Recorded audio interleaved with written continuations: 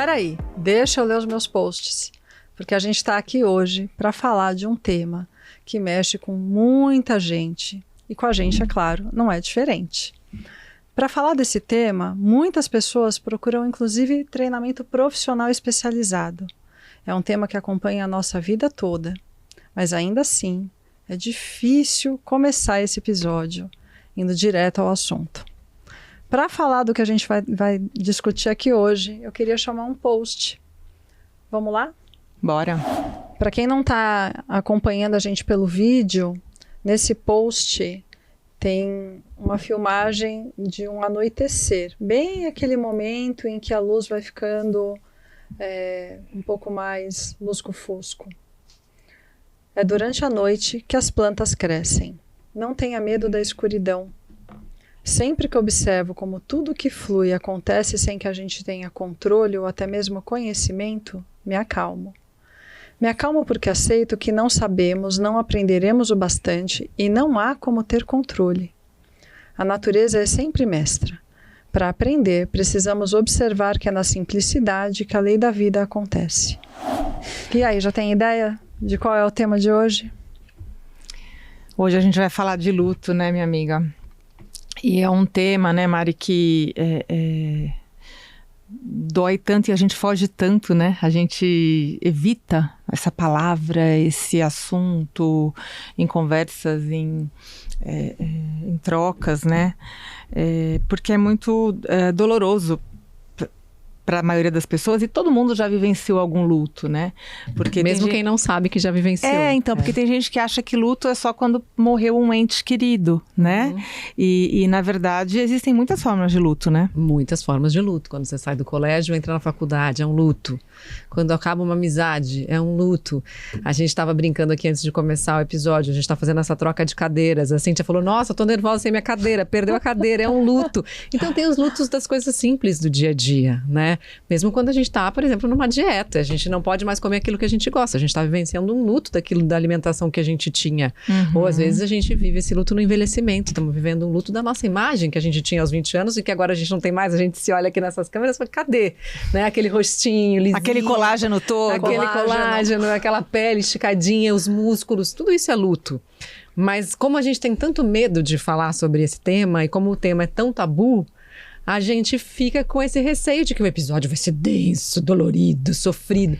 E eu já tive muitas experiências de luto na minha vida, e a primeira vez que eu me dei conta de quantas experiências de luto eu tive, aí no sentido do luto mesmo, como a gente, né, tá no imaginário da maior parte das pessoas, que é a morte, foi num exercício antroposófico, né, de uma amiga minha que sugeriu que a gente dividisse a nossa vida em setênios. Foi um dos exercícios mais fortes que eu já fiz. Divide a sua idade, naquela época eu tinha 42. Então eu estava ali, né, bem na entrada de um dos setênios. Então do 0 aos 7, dos 7 aos 14, dos 14 aos 21, dos 21 aos 28, dos 28 aos 35, dos 35 aos 42, dos 42 aos 49 e assim por diante até a data que você vai morrer. Então faça isso num cartaz, eu vou morrer com 107, já tô avisando vocês, então preparem aí. Você falou isso no meu podcast, verdade. Falta bastante tempo, mas vai preparando as caixinhas de lenço. E aí tinha que escrever os acontecimentos mais marcantes da sua vida em cada um desses setênios e prospectar aqueles mais importantes da sua vida até você morrer também. E eu me dei conta de que, com exceção do 0 aos 7, em todos, dos 7 aos 14, eu perdi a mãe da minha mãe. Dos 14 aos 21, eu perdi a minha mãe. Dos 21 aos 28, eu perdi o pai do meu pai. Dos 28 aos 35, eu perdi o pai da minha mãe. E dos 35 aos 42, eu perdi a mãe do meu pai. E os meus avós, né, tem todos os avós aí, sem contar outras pessoas, amigos, pets, né, o luto de um pet, claro, por exemplo, é um super luto. E aí ainda tem a morte da minha mãe numa idade tão nova. E quando eu olhei para aquilo, eu falei, caraca, o que isso está me dizendo sobre a minha própria vida, né? Por que essa convivência tão de perto com o luto? E aí eu escrevi uma palestra, que é a vida que eu encontrei em cada morte que eu vivi. E foi muito bonito, porque eu ganhei a oportunidade de estar no palco falando sobre essa palestra, primeiro com a Karina Fukumitsu, que vocês conhecem, maravilhosa, e depois no Festival Infinito, do Tom Almeida, que é outro incrível, maravilhoso. Nessa possibilidade da gente ressignificar mesmo o luto, né? E entender que cada luto é um luto, cada luto tem uma especificidade, cada perda que a gente sente é sentida de uma maneira diferente. E o que vale para mim, a gente vai falar depois, né, de todas as fases do luto, mas o que vale para mim é justamente como é que você significa isso na sua vida. Porque eu posso significar um luto só pela dor, mas eu posso significar um luto pela beleza da troca que aquela pessoa me trouxe, de todo o amor que ainda continua existindo dentro de mim. Então, rapidamente, assim, só para eu passar a bola para vocês, né? Essa semana eu troquei mensagens com uma amiga que perdeu a mãe na semana passada. A mãe teve um câncer no cérebro e faleceu, mas foi uma despedida muito bonita, porque ela Você falou disso num outro episódio pra gente, né? E perguntei pra minha amiga, e aí, como você tá? E aí ela me falou, basicamente, que ela tava indo bem, que ela tava se sentindo acolhida, muito perto dos irmãos e do pai. E eu falei, é louco, né, moça? Porque quanto mais a gente vai se dando conta da ausência no dia a dia, daquelas coisas mesmo que significam a pessoa no nosso dia, mais a presença fica forte. E eu sinto isso com a minha mãe até hoje. A cada momento que eu me dou conta da ausência dela, mais eu sinto a presença. Então eu acho que o luto também tem essa dualidade, que é, eu estou sentindo dor porque uma vez eu me conectei com amor. E como é isso dentro da gente? A gente não fala muito sobre isso. É interessante, Mari, porque eu acho que tem tantas questões que se levantam, se acendem aqui para mim com isso que você está trazendo. Para não perdê-las, eu até anotei. Incluir a morte como um dos eventos da vida, né? Então, eu acho que esse exercício do setênio trouxe essa consciência até planejada, programada ali, mas a gente não pensa na morte como algo que vai acontecer com a gente. E, aliás, frequentemente a gente não quer nem pensar na morte como algo que vai acontecer com quem a gente ama, né? E por que, né, esse significado da perda definitiva? Justamente porque talvez a gente tenha acostumado com a ideia ilusória de que o amor só pode existir na presença daquela pessoa. E quando você falou também, agora por fim, né? Só uma coisa em relação a isso que eu acho que é muito maravilhoso, que o luto não significa o fim do amor. Porque o amor, de fato, se existe algo que é eterno, é o amor. Sim. Então, eu acho que isso é muito bonito nessa perspectiva do luto. Quando a gente entende que mesmo a pessoa não estando mais aqui presente, a gente vai continuar tendo a possibilidade de amá-la. Passe o tempo que passar. E essa experiência, ela ensina muito sobre a vida. Porque ela ensina que você não precisa estar necessariamente vivendo aquilo naquele momento para acessar algo de aprendizado dentro de você. Algo bom dentro de você, algo que floresce, que te ilumina, que te enriquece. E eu acho isso incrível, porque senão a gente fica sempre dependendo daquilo que vai acontecer. A gente não consegue se alimentar do que não está lá. E é interessante porque, embora a gente não deseje o fim, também a ausência do fim das coisas, né, um tempo infinito, pode gerar uma angústia existencial profunda. Tem o livro famoso Intermitências da Morte, do Saramago, que é maravilhoso, que quem não leu precisa ler, que é assim, a morte sai do mundo. A morte vai embora, a morte desiste. Se eu fosse a morte, talvez eu desistisse desse planeta também. Deixa vocês se acabarem sozinhos, aí eu vou desistir de vocês, entendeu? Falando do luto da morte mesmo, né? Porque, como você falou, tem muitas formas de luto. Como a minha profissão, eu vivenciei e vivencio muito o luto, né? Vivenciei muito mais de perto na época hospitalar, né? Quando eu trabalhava em hospital. E no início foi muito difícil para mim, assim, sabe? Mas ver as pessoas morrendo ou dar a notícia da morte? Da notícia. Eu nunca tive problema em ver a partida. E para mim, a partir para um outro plano, que é o que eu acredito, eu sempre acreditei assim, a missão dessa pessoa está cumprida, e eu já vi crianças morrerem. É óbvio que eu perdi um paciente na residência de 4 anos. Foi muito difícil na época, eu estava tentando engravidar, imagina. Então foi muito complicado. Já vivenciei jovens, adultos jovens, idosos de várias idades, morte súbita, a pessoa chegar porque estava tomando banho, morreu e entrou no pronto atendimento, porque eu trabalhei no pronto-socorro há muitos anos como neurologista. Mas para mim, de verdade, muito, muito mais do que ver e lidar com a morte em si, era como eu vou falar para essa família, né?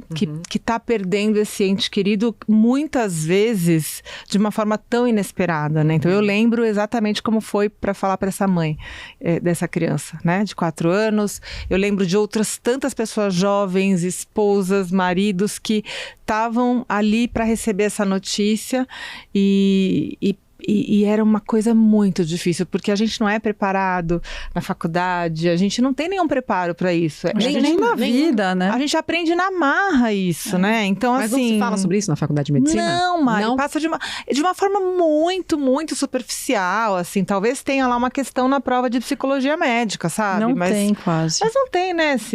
Eu estudei esse assunto na época. Né? A gente é despreparado. Só para passar a bola para você. E assim, a gente aprende na marra, e aí a gente chega num momento, por exemplo, como teve a pandemia, onde a gente tinha que... Porque assim, se eu dou uma notícia, né, de morte cerebral, por exemplo, que eu fiz muitas vezes, falando sobre transplantes de órgãos e tal, quer dizer, ainda você tem que explicar que aquele corpo pode viver, né, para outras pessoas. Né? E explicar e tentar convencer a pessoa, a família, a doação de órgãos, explicar que nada vai ser desligado, né, sem o consentimento, mas que aquele corpo já não existe mais, aquela vida já não existe mais, só o coração tá batendo, enfim, tem todo ali um conceito e aceitação. Então é muito, muito, muito complexo. E aí vem a pandemia.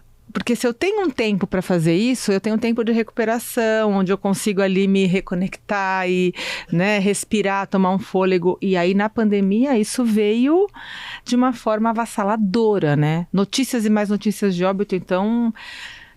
dá-lhe... Antes de você passar para si, só queria te fazer uma pergunta, porque você falou, para mim nunca foi um problema conviver com a morte em si, mas sim dar a notícia. Você chegou a refletir sobre isso, do porquê, da razão? Porque eu sempre tive muito medo. Eu nunca parei para refletir como você está me perguntando agora, né?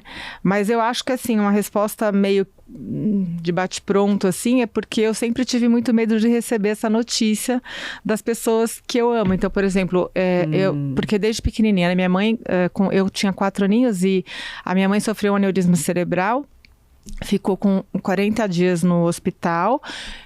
E quase morreu mesmo, assim, né? E aí foi o primeiro aneurisma dela, voltou para casa hemiplégica, careca, na cadeira de rodas, com meu irmão recém-nascido, porque ela estava grávida. Uau!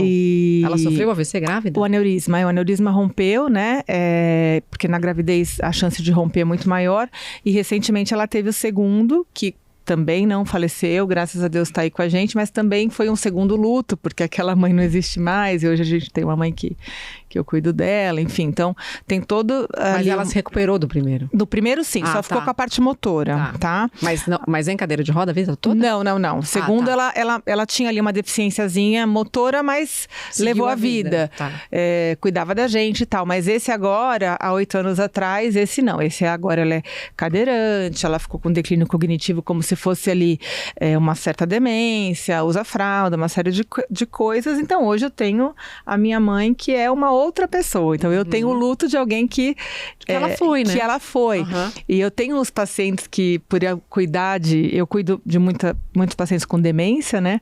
E os familiares sofrem muito isso, né? O luto dessa pessoa que tá aqui, que tá viva, mas que não é mais o meu pai e minha mãe, né? Como era, né? Como eu estava acostumada, né? E acho que tem o luto também das mudanças de papéis, né? Então, quando uma pessoa se divorcia, por exemplo, né? A pessoa de quem ela se divorciou não deixou de existir, mas deixou de existir dentro daquele papel, com aquelas rotinas. Então, é frequente a gente viver o luto em situações em que não necessariamente o corpo da pessoa não está mais lá, ou a pessoa faleceu, mas a relação que existia, ela precisa ser ressignificada. Mas no caso da perda efetiva de alguém, não existe mais a continuidade daquela história. Você precisa guardar dentro de você aquilo que você viveu, e não parece ser o suficiente, porque aquela figura de amor também é uma figura que, para você aprender a guardar dentro de você e lembrar, bom, agora, né, atravessado o luto, eu consigo carregar ela dentro de mim, então onde quer que eu estiver, ela vai estar comigo. Até chegar nesse estágio, a gente precisa enfrentar quem é a gente, a nossa vida e a nossa rotina sem o contato efetivo daquela pessoa. A primeira coisa que as pessoas que perdem outras dizem, né, e eu já passei, né, por essa experiência, obviamente, nesse momento da minha vida, eu já perdi algumas pessoas para a morte, né, vamos dizer assim, não sei nem se essa frase eu gosto dela, não perdi para a morte. Eu deixei de ter, né, essas pessoas na minha vida porque elas morreram, a convivência com elas, mas ela não me escreve mais, eu vou pegar o telefone para ligar, eu vou passar uma mensagem, eu pego o telefone e falo, não adianta, eu tenho sonhos que que eu tô ligando para a pessoa, ela não me atende. Então, essa tentativa de contato, ela ainda é muito no início, ela é muito frequente, porque o que a gente está buscando é aquela presença que nos reafirme que aquilo tudo ainda é possível de ser vivido e sentido, só que condicionando a presença. E não é isso, né, que traz. Mas efetivamente, sim, claro que quanto mais tempo uma pessoa que a gente ama vive ao nosso lado, mais satisfação a gente tem com a presença dela, mais a gente desfruta. Mas eu assisti um seriado... Eu tenho dúvidas sobre isso. Sobre o quê? Não, sobre se o tempo ele é condicionante para desfrutar. Se é uma régua proporcional. Quanto mais tempo, mais a gente desfruta. Porque uma das coisas que me acalmou muito quando a minha mãe faleceu e eu tinha 19 para 20... foi justamente o fato de eu entender que a gente teve uma relação tão intensa, né, de melhores amigas, de confidentes e de tudo isso, nesse lugar de o tempo que eu tive com ela eu aproveitei de uma maneira profunda.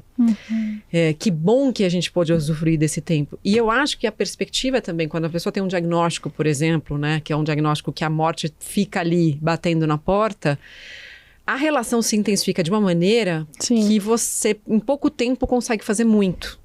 Então, eu não acho que o tempo é uma condicionante. E eu acho que algumas relações que passam com a gente a vida toda não são tão intensas quanto aquelas relações, às vezes, que têm com a gente menos tempo de vida, mas que continuam tão vivas e tão acesas dentro da gente, mesmo sem a presença física. Sim, não, mas eu me refiro à ilusão de que a gente tem, de que a gente depende e que a gente precisa da pessoa aqui para isso. Mas diante de um diagnóstico de morte, é isso. Quando não tem, a gente não se dá conta, mas... todo encontro é uma despedida. Não tem jeito. Você saiu de casa, a gente saiu de casa, a gente encontrou as pessoas que estavam lá. Como é que é o retorno? A gente não sabe em que momento a gente vai embora. E o diagnóstico de uma morte que a gente entende como precoce traz sim essa consciência do uso do tempo, que é a única coisa que de verdade a gente perde se a gente não estiver vivendo com essa intensidade. Mas eu acho que a gente também não dá conta de viver intensamente todos os vínculos da maneira como a gente gostaria. É muito desafiador ter essa consciência quando não se tem uma ameaça assim, né, de que algo pode acontecer. É muito desafiador. Então, mas eu acho que para além de ser desafiador, é o que a gente deve buscar. Sim. Porque, assim, se a gente já falou um pouco sobre isso, né? Quando a gente falou aquela questão da morte, assim, eu busco muito isso e fico até com raiva. Eu me lembro de uma experiência que eu tive muito intensa entre amigos, assim, que a gente passou uma noite incrível, tava fazendo um programa que foi um grande presente na minha vida, que foi o Globomar, e a gente teve uma noite de conversa onde eu me conectei com dois amigos que são amigos até hoje, e um deles vira assim, vocês estão cientes de que esse momento nunca vai se repetir? E na hora eu fiquei com muita raiva, porque assim, cara, não me tira o que eu tenho agora para que eu tente projetar no futuro que aquilo não vai mais voltar. Me deixa usufruir do que eu tenho agora, por favor, sem necessariamente essa consciência de que eu não vou ter depois, mas ao mesmo tempo, essa consciência de que eu não ia ter depois e de que ia acabar, trouxe também essa memória de um momento tão importante. E reforça o estado de presença que você tem que ter em tudo que a gente faz, né? Porque pensar na morte, assim, é uma coisa que nos desperta para um monte de coisas, né? Eu escutei uma frase esses dias, que o lugar que mais tem sonhos é o cemitério. Não necessariamente eu concorde com ela, mas eu acho que ela faz pensar. Né? E a pessoa me explicava por que ela acha isso. Porque aquelas pessoas que passaram, né, pelo cemitério, enfim, os corpos delas foram entregues ali, elas entregaram tudo que elas tinham para entregar. Mas mais do que aquilo que elas viveram, talvez ali estivessem guardados sonhos não vividos, livros não escritos, obras incríveis que não tivessem sido entregues para o mundo, histórias de amor que não tivessem, que provavelmente não foram delatadas, ninguém foi lá viver aquilo. E a consciência, né, que a pessoa tinha quando me falava disso era justamente isso. Eu preciso entender que talvez todo dia eu esteja vivendo o meu próprio velório, só que sem saber, no sentido de que o que é que eu estou deixando morrer hoje?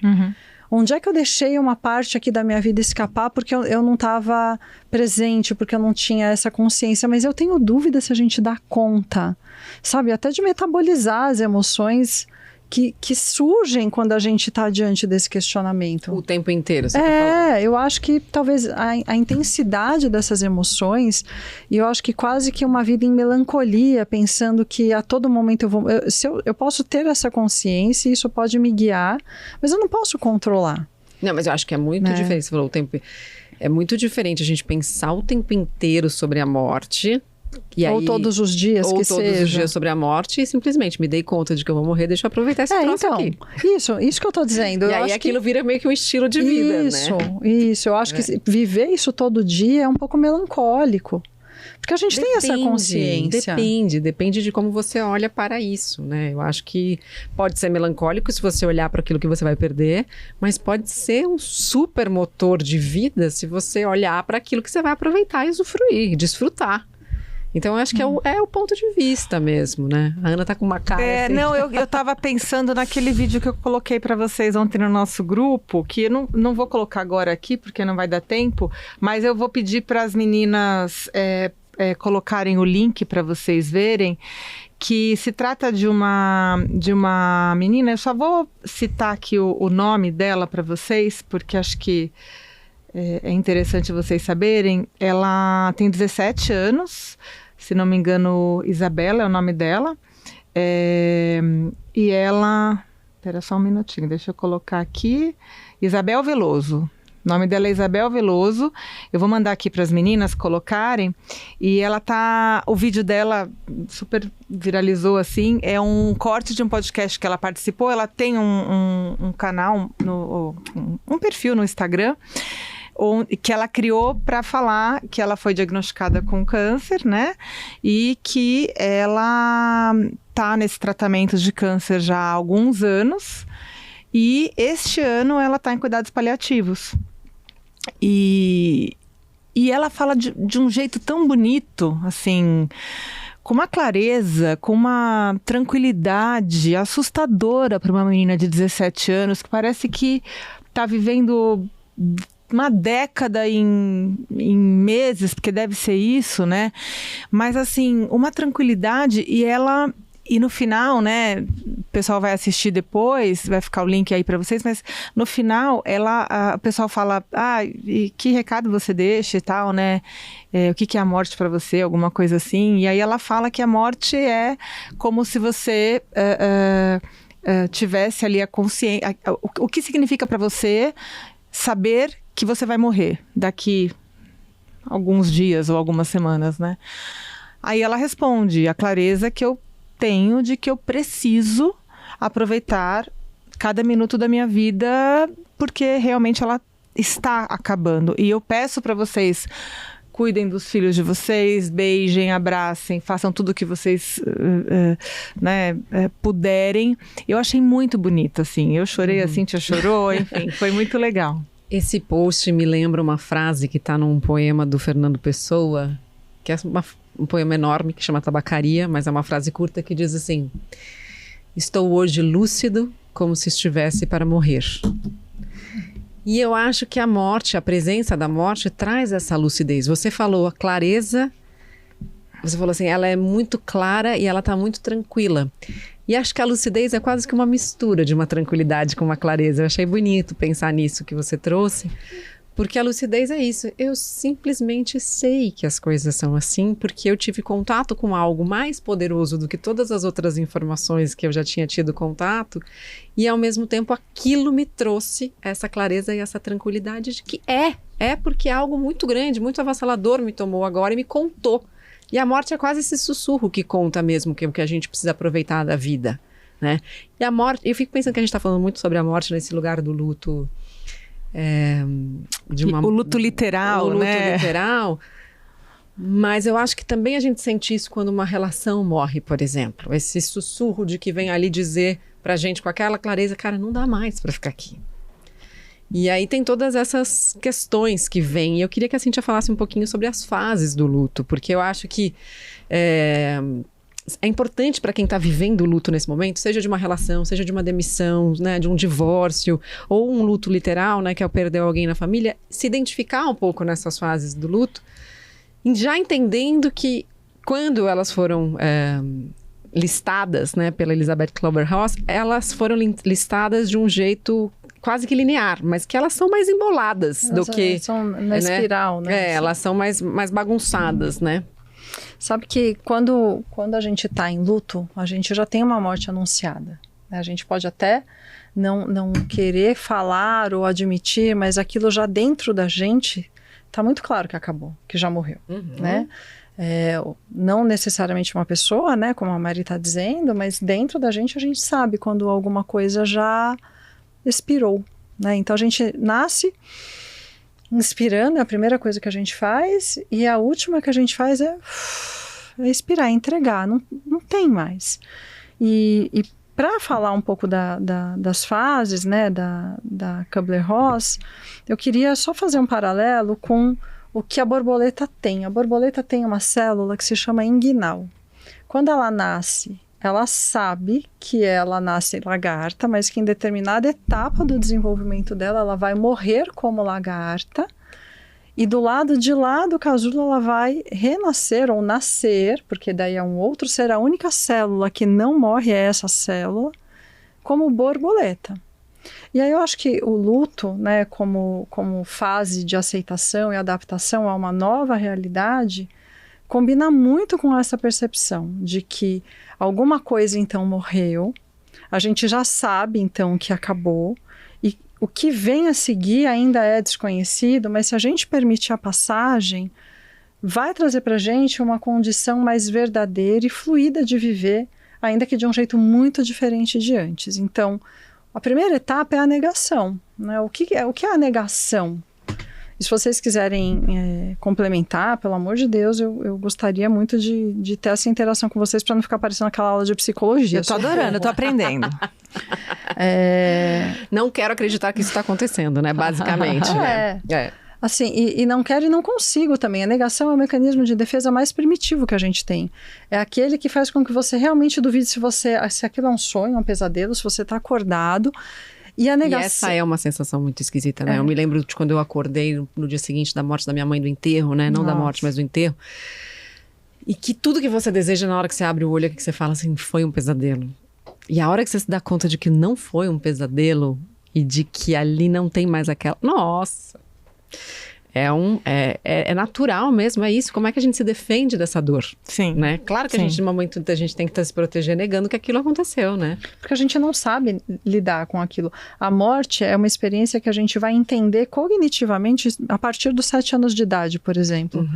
Né? Então, quando a gente já tem a ideia de que existe a impermanência do objeto. A criança chora quando um copo quebra, por exemplo, ou quando um brinquedo quebra, porque ela acha inadmissível que ele imediatamente não se recomponha.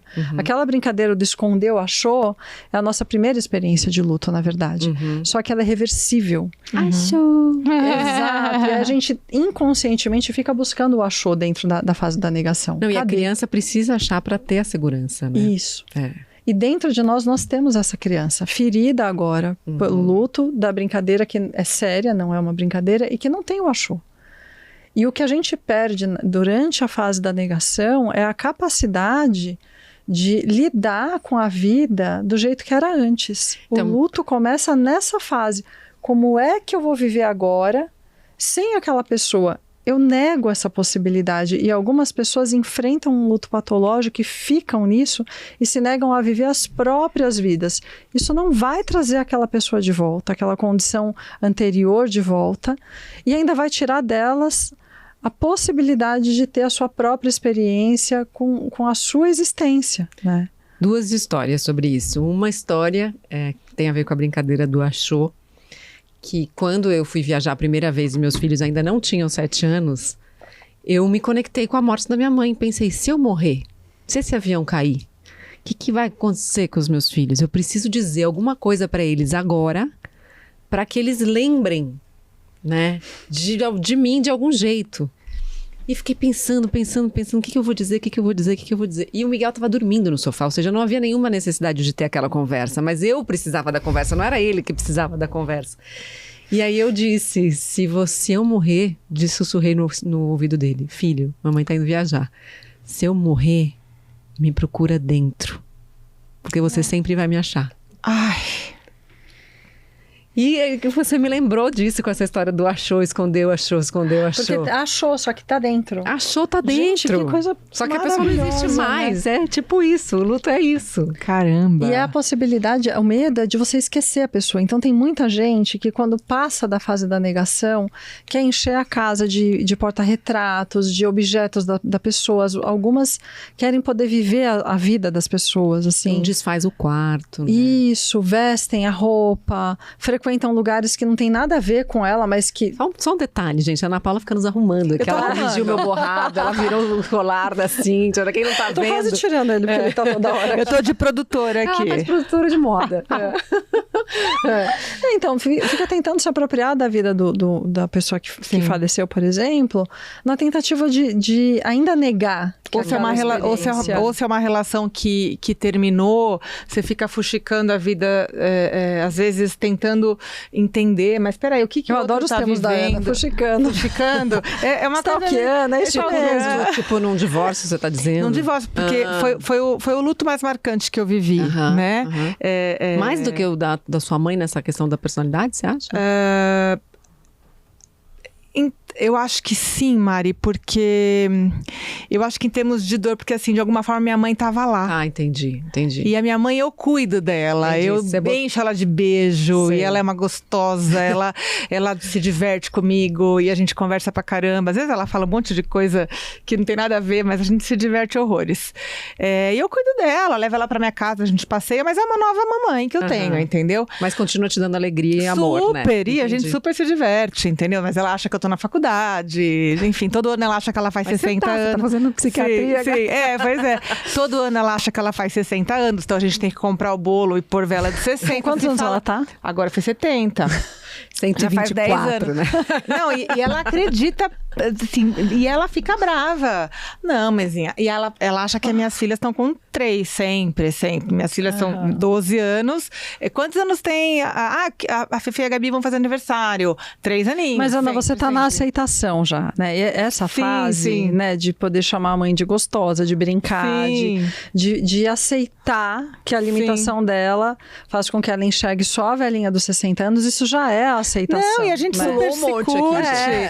Não, e aí, por exemplo, eu tenho uma tia que é irmã dela, que é, né, a coisa mais do drama e tal, que toda vez que me vê, isso há 10 anos, eu sou a mãe, eu não me conformo. Então, ela tá lá na depressão. Né? Exato. Tá triste. E aí eu tava falando isso por quê? Porque com o meu ex-marido, né, que foi isso, esse luto, eu acordei e ele já tinha ido embora e tinha sido uma separação ultra traumática e é um pesadelo e como é que vai ser minha vida e alguém morreu. Essa casa, não me reconheço. Quem sou eu sem essa relação, E eu sinto, às vezes, que morreu mesmo, né, Ana? Assim, total! Porque aquela pessoa já não existe mais. Aquela que você idealizou, com quem você se casou, que você viveu aquela decepção, ela se apresenta de uma maneira diferente. Simbolicamente, ela morreu. Totalmente. Eu já até esqueci porque que eu tava falando tudo isso. Não, você tava falando do fuxicar, que daí uma forma de negar então, e aí, e eu passei também por isso. Chegou uma época que eu... Não, mas peraí, deixa eu ver o que tá fazendo, como é que tá sendo e tal, não sei o quê. porque será que tá bem sem mim? Será que não sei o quê, né? E principalmente quando são essas relações, né? De você ficar tentando, de alguma forma, então, relações que ainda se romperam, né? até você entender que não, realmente acabou e tal, e tá ali, eu tô aqui e tal. E eu acho que eu vivi tudo tão intensamente que deu 6 meses eu tava completamente curada, assim, sabe? Claro, com muita terapia, com 6 muita meses, coisa. 6 meses, um luto assim. saudável dura em média 1 ano, porque a gente acredita, né? Você tá me chamando de fora de... Não, tô dizendo que eu não em sou média. saudável, tô brincando. Não, mas eu acho sei, tô brincando. muito delicado falar do tempo do luto, né? Sim, Não, sim. mas tem uma explicação do porquê leva pelo menos 1 ano. Eu Tá. sei, mas é que eu acho muito delicado, porque... Por quê? Porque eu convivo com muitas pessoas que perderam muitas pessoas. Na pandemia, a gente fez rodas de luto na SoulMe. Sim. E essas pessoas muitas vezes ainda escrevem pra gente. E eu tive uma experiência muito próxima também, que pra mim foi uma das experiências mais difíceis de vivenciar com luto, que foi a babá que cuidava do Miguel e do João. Nossa. Perdeu um filho chamado Miguel, que tinha exatamente a idade do meio dos dois. O Miguel tinha 5, o João tinha 3 e o filho dela tinha 4. Ai. Ou o Miguel tinha 4, o João tinha 2 e o filho dela tinha 3. Eu acho que era isso. O Miguel dela tinha... E era Miguel também. E tinha 3. E ele morreu por uma bobagem feita no Sistema Único de Saúde. Ai. Um diagnóstico errado, que deu uma medicação errada. E eu tinha acabado de dormir... tocou o telefone em casa, o meu ex-marido me acordou e falou: Mari, acorda, o filho da Kelly morreu. E eu xinguei o André naquele momento, porque eu achei que ele tava tirando onda com a minha cara. Ele não, era zero o perfil dele, mas eu tava dormindo. Sim. E eu fiquei tão impactada com aquela notícia. E aí eu fui até o hospital onde ela tava. E quando eu abracei aquela mãe que acabou de perder o filho, e que assim, ela não sabia mais o que fazer, ela me deu um abraço, e enfim, 1000 coisas na época, a história do SUS, e de que, não precisa ter uma ideia, não queriam deixar ela, não queriam deixar uma pessoa acompanhá-la dentro da sala para reconhecer o corpo do filho. Meu Deus. E eu falei, vocês não estão entendendo, minha gente, essa mãe acabou de perder um filho, alguém vai entrar com ela para apoiá-la, para dar um suporte físico e emocional. E aí tinha todas aquelas coisas. Na época eu apresentava o Bem-Estar, deixaram entrar por causa disso, que eu também fiquei muito horrível, brava, né? horrível, né? Porque se fosse uma pessoa da família dela, não teria conseguido não entrar, poderia. entendeu? E quantas pessoas estão passando por isso sem poder? Sem conseguir entrar, enfim, foi uma experiência muito traumática. E essa já faz um tempo agora, né? Já faz, sei lá, mais de 5 anos, mais de 6 anos. E sim, como é que se recupera de uma coisa dessa? Né? Então, se a gente fala de tempo de luto, é algo tão relativo que eu acho que assim, e as pessoas se cobram, sabe? Eu fico com medo de dar essa coisa assim, olha, um luto cabe em 1 ano. Não. sei o quê, né? E as pessoas começam a se cobrar e achar que elas têm que tomar medicação, e achar que elas têm que estão erradas, e achar que elas não podem mais sentir dor. Então, assim, eu entendo que a gente, né, que a psicologia, que a ciência queira delimitar para ficar mais fácil de diagnosticar, mas eu não concordo. Eu compartilho da experiência de não concordar com o que as pesquisas apontam de uma maneira geral, incluindo a forma como se fazem diagnósticos, né? Ontem eu recebi uma família no consultório que está vivendo o luto por um diagnóstico, né? Que é comum também esse luto, né? E que, na verdade, assim, eles levaram a filha para ser avaliada em vários profissionais, vários da mesma disciplina, e cada um deu um diagnóstico diferente. Né, assim, e usando as mesmas explicações, a mesma sintomatologia, tudo igual. Então, assim, tenho muitas reservas com essa questão toda, mas o que a Elizabeth, por exemplo, propõe, quando ela fala dessas fases, ela diz que elas acontecem não necessariamente de forma linear, muito embora muitas vezes sim. Então, sim, é raríssimo alguém sair da negação para aceitação. Num pulo, né? Só fala as fases todas, que eu acho importante. Mas acontece, de qualquer maneira, por que 1 ano? Né? Porque eles dizem que você vai passar por todas as datas mais marcantes em que da última vez você tinha essa pessoa na sua vida, para de alguma maneira se recordar ou reviver a experiência, ou, que é o esperado aí, elaborar como é passar por aquilo sem a presença física da pessoa. E aí dizem que depois de 1 ano você criou um repertório, que é uma memória mínima, para se dar conta e ter elementos que possam, caso você não tenha saído da negação, encontrar subsídios terapêuticos a partir da experiência de você já ter vivido isso e aquilo, para falar da sua sobrevivência Agora, isso é uma elaboração, não é uma ressignificação, não é se recuperar. Então, agora eu sei mais ainda porque que eu não concordo com essa história de um ano. Diga. Não, porque pra mim as datas não fazem sentido. Porque assim, não é porque é aniversário da minha mãe... O dia das mães, o dia dos pais. Gente, mas isso é uma coisa que é marcante pra muita gente, não, pra muita gente mas eu tô falando de mim especificamente. Sim. Eu sei porque pra mim não faz sentido essa história de... Não é porque é o aniversário da minha mãe que eu vou sentir mais falta dela. Sim. É óbvio que eu vou me recordar dela nesse dia. Mas às vezes algo muito mais significativo na minha vida vai me acontecer numa data que não tem nada a ver. E é naquele momento que eu queria minha mãe comigo. Então, às vezes, só que isso não precisa acontecer necessariamente em um ano. Claro que não. Então, mas você não tá, mas teoricamente o que a Cintia está dizendo é que você, óbvio que vai se recordar da sua mãe, você pode chorar, você pode sentir, mas você não está mais vivenciando o luto. Acho que é um pouco isso. Não, claro que tá. Você tá, mas na verdade o que os terapeutas tô falando fazem... bobagem? Não sei, não sei. O que eu tô... Não, posso ter falado uma bobagem eu vou dar um aqui. Exemplo. Minha mãe morreu em 99. Eu fui mãe em 2013 pela primeira vez. Tá. Cara, na hora que você vira mãe e se dá conta de que você não tem mãe... Aí deve ser um caos. Não tem nada... Você revive o luto tudo de novo. E pra mim o luto, a melhor descrição que eu posso fazer do luto, na minha experiência, é o mar.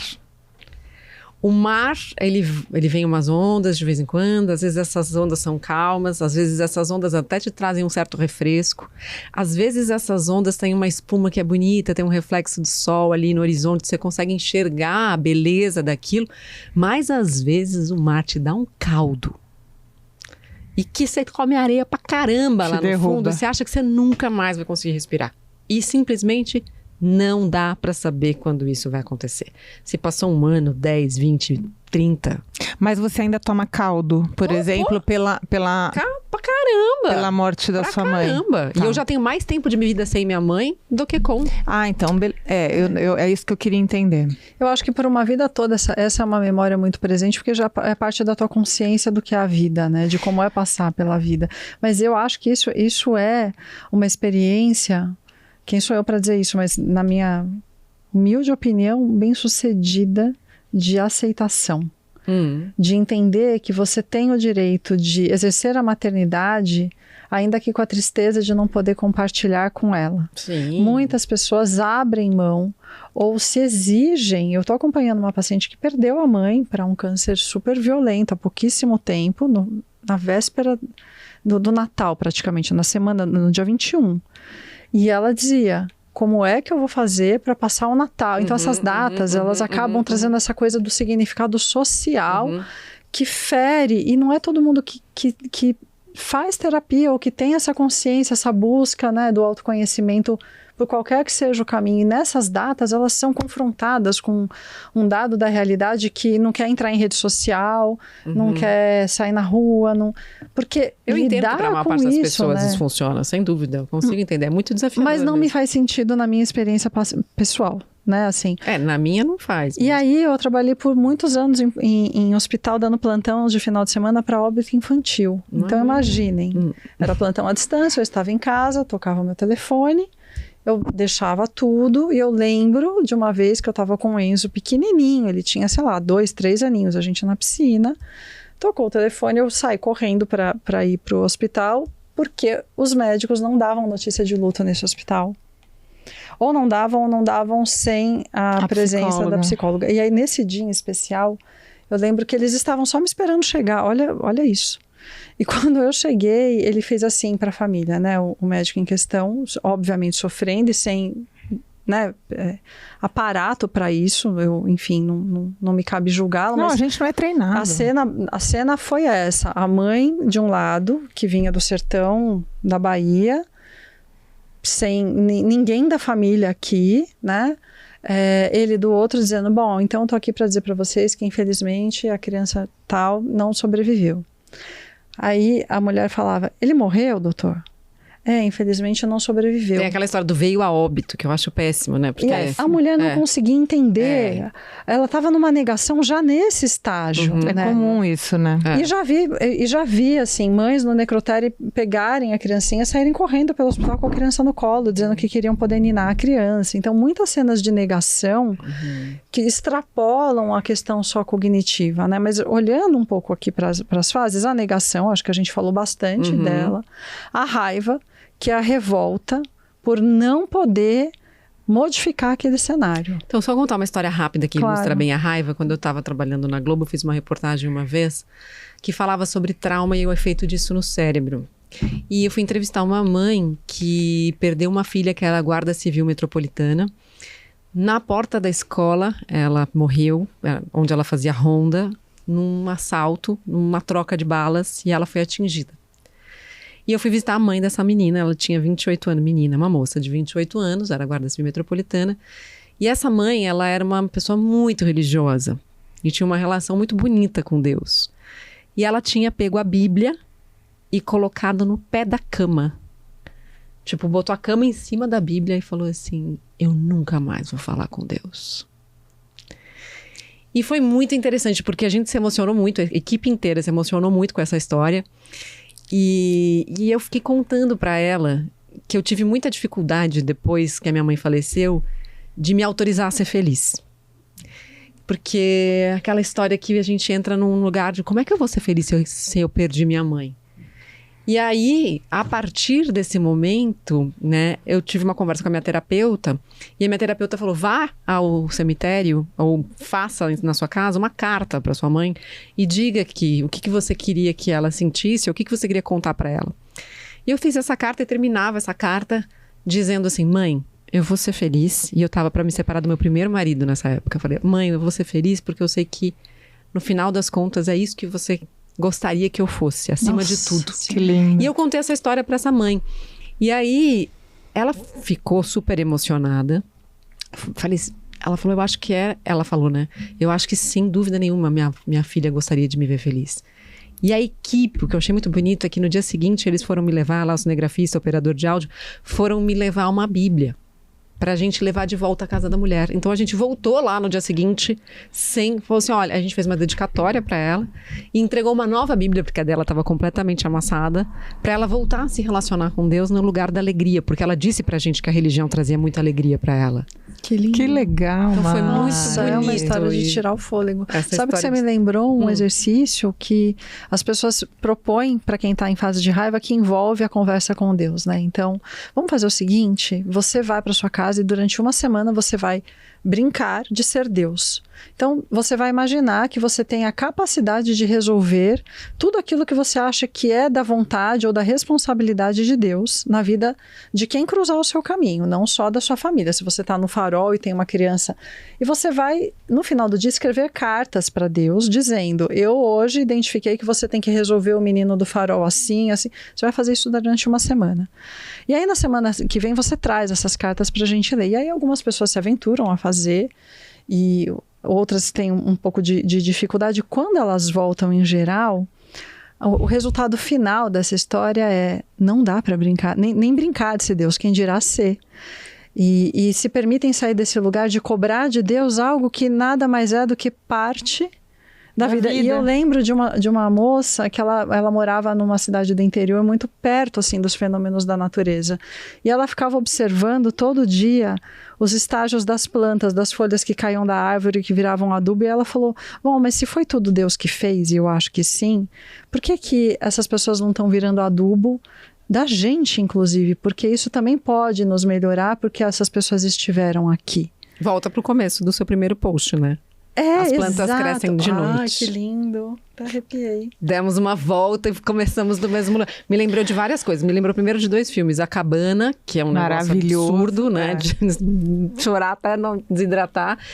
E um filme que agora tá na Netflix chamado Cartas pra Deus. Vocês viram esse filme? Ainda não, tá na minha Nossa, listinha. incrível. É bem bonito, é baseado numa história real de um menino novo que é diagnosticado com câncer e ele começa a escrever cartas pra Deus. O Miguel me contou que viu esse filme na casa de um amigo e falou assim, é traumático, né, mamãe? Ele falou, a gente parou de ver porque a gente não conseguiu, é traumático. Eu tive um paciente há muitos anos atrás que me encomendou um pedido e eu acabei de me dar conta que talvez eu possa entregar aqui. Muitos anos, tipo 20 anos. Ele me disse no leito de morte, assim, porque era assim que ele estava. Você chegou onde eu queria chegar, no leito da morte. Não agora, gente. Dou até uma coisa. Só para refletir. Ele tinha aceito fazer um transplante cardíaco, muito em função do pedido dos filhos que não aceitavam a morte. E ele dizia, eu já estou preparado para morrer, eu sonho com a minha senhora todas as noites, eu quero reencontrá-la. Mas eu preciso deixar os médicos brincarem de ser Deus nas palavras dele e trocar o meu coração, tirar aquele coração. Nessa época ele já dizia aquele, porque já tinha sido retirado, né? Que foi o que me acompanhou em todas as etapas da minha vida e com o qual eu gostaria de ter tido a chance de fechar os olhos com ele aqui e dar aos meus filhos o direito de ver que eu respeitei o desejo deles e lutei por um pouco mais de vida nesse corpo. Mas, Cíntia, me faz Ele falou primeiro um favor, depois ele pegou na minha mão e disse, diz para eles, diz para os médicos, diz para os seus pacientes que a gente tem que aceitar quando chega a hora de morrer, diz para os médicos deixarem a gente morrer quando a gente quiser morrer. E eu pensei, como é que eu vou fazer isso? Como é que eu vou falar tá isso? feito. Tá entregue Tá aqui. feito, que é algo que eu acredito piamente. O senhor que me ensinou muito para esse paciente. Maravilhoso. Você lembra o nome dele? Lembro. Posso dizer, né? Faz tantos anos. Benedito. Maravilhoso. Benedito, onde quer que o senhor esteja. Bendito seja essa frase.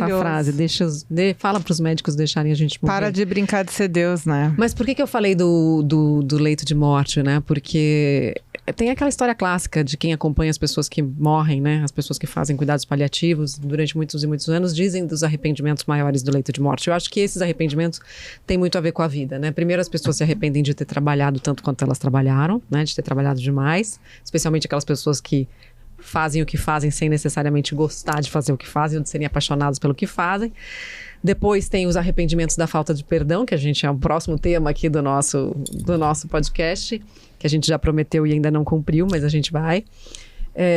Então, coisas que não foram ditas, que não foram faladas, né? Relações não vividas, amores, você falou dos sonhos no cemitério, então tem muito a ver com isso, sonhos não vividos. Então, pensar sobre esses arrependimentos no leito de morte tem que trazer alguma reflexão pela vida, né, minha gente? Com certeza. Bem antes de chegar lá no leito de morte, né? O que é que você pode fazer para trazer para a vida aquilo que você acha que você pode acabar perdendo ou entregando para a morte, começando de agora, nutrindo os seus vínculos, as pessoas que estão no seu entorno, reconhecendo a importância delas. Eu estou muito emocionada aqui. Se der certo, a gente vai incluir ainda um post para fazer todo mundo chorar no final aqui. A gente não vai falar sobre ele, mas é um post que eu gravei sobre a morte da minha mãe há muitos anos atrás, que eu não consegui encontrar, porque está lá embaixo no feed, mas a gente vai botar na edição. Fechado. Obrigada, meninas. Até o próximo. Eu pensei assim, minha mãe não vai conhecer meus filhos. E eu também pensei que eu nunca mais ia poder falar a palavra mãe e ser atendida. E hoje essa palavra é a palavra que eu mais escuto. Mãe, hoje quero te... O nascimento do meu filho também foi um renascimento do luto pela minha mãe. Porque eu descobri que uma coisa é você não ter mãe, mas a outra coisa, bem diferente, é você ser mãe, sem ter mãe. O amor me fez crescer e hoje oferto a ti essa canção. Se vocês sentirem saudade, me procura dentro de vocês. Foi ali que eu entendi que quem vai embora segue sempre dentro da gente.